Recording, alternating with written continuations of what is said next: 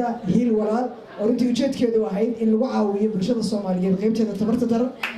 oo barnaamijkaas uu sameeyay Sharma waxaan soo dhaweeyay Sharmaanta ee soo dhaweeyay insha Allah taala asmaaka xigmadiisa محمد waxaan dhihi karaa waa aqoonyahan da'yar misna soo saaray wixii gudihiisa ku jiray wuxuu u soo bandhigay waa idinka inaad maaragtay ka faa'iideysataan ogaado maanta adduunka inta la nool yahay uunbaa wax laisku yahay haddii adduunka laga tago cidna wax isku maaha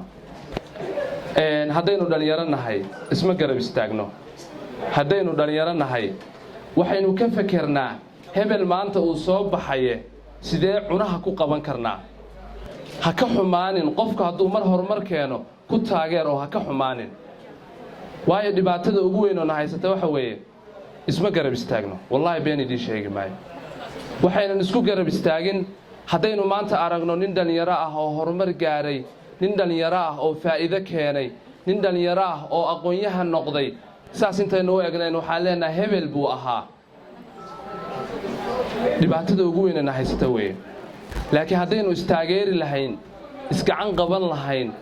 aynu isku dhiirigelin lahayn qof kasta shaqada uu asagu keeno wallaahi horumar baynu gaari lahayn madaxda laguu sheegayo oo maanta hantiilayaasha ah annagay wax nagu yihiin annaga la'aanteed ayaga waxba ma noqdeen waxaynu aas-aasnay hay'ad lagu magacaabo Hiil Walaal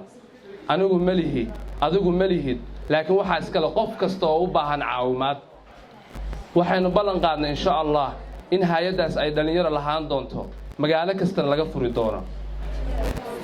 niyadiina waxa laga yaabaa inay ku jirto see magaalo kasta looga furi doonaa waayo qarash ba u baahan tahay kama walwalayna taas maxaa yeelay haddaynu annagu isgarab siinayno waynu ka furi doonaa haddaynu annagu isgarab siino waynu ka furi doonaa hay'addu ma aha keliyaata in qof wax la siiyo laakiin waa dhiirigelin dhalinyarnimo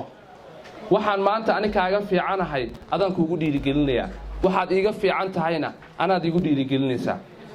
waxaan rabnaa magaalo kasta oo aan tagno inaynu boor ka jafno dhalinyarada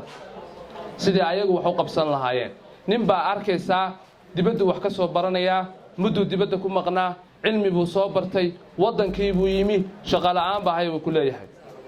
taasna maxaa sababaysa waa qabiilkii laakiin markii la dhaho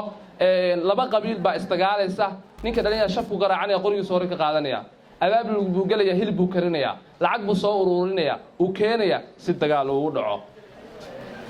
maynu ku fakarayn miyaa inaynu maaragtay ii sheeg aynu maaragtay annagii dhalinyaro ahaan isgarab siino runtii waa ku faraxsanahay madashaan inaan ka soo qayb galo saa idiin sheegayna waxay hadalka anugu iskuma fiicnin raalli ahaada waana mahadsantihiin